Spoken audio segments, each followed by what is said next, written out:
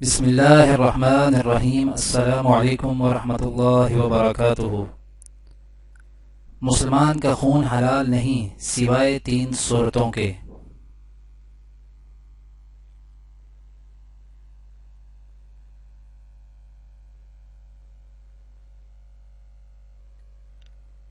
ابو امامہ بن سہل بن حنیف رضی اللہ عنہ سے روایت ہے کہ عثمان بن عفان رضی اللہ تعالیٰ عنہ نے ان بلائیوں کو جھانک کر دیکھا اور انہیں اپنے قتل کی باتیں کرتے سنا تو فرمایا، یہ لوگ مجھے قتل کی دھمکی دے رہے ہیں، آخر یہ میرا قتل کیوں کریں گے؟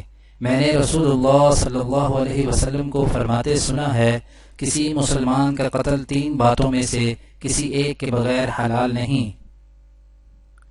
ایک ایسا شخص جو شادی شدہ ہو اور زنا کا ارتکاب کرے تو اسے رجم کیا جائے گا۔ دوسرا وہ شخص جو کسی مسلمان کو ناحق قتل کر دے۔ تیسرا وہ شخص جو اسلام قبول کرنے کے بعد اس سے پھر جائے یعنی مرتد ہو جائے۔ اللہ کی قسم، میں نے نہ کبھی جاہلیت میں زنا کیا اور نہ اسلام میں، نہ میں نے کسی مسلمان کو قتل کیا اور نہ ہی اسلام لانے کے بعد ارتداد کا شکار ہوا۔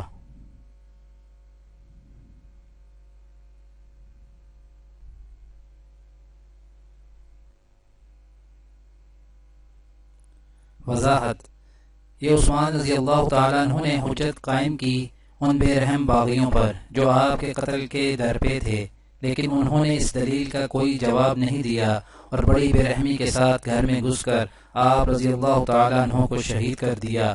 اس وقت آپ روزے سے تھے اور تلاوت قرآن میں مصروف تھے۔ انا للہ و انا الیہ راجعون۔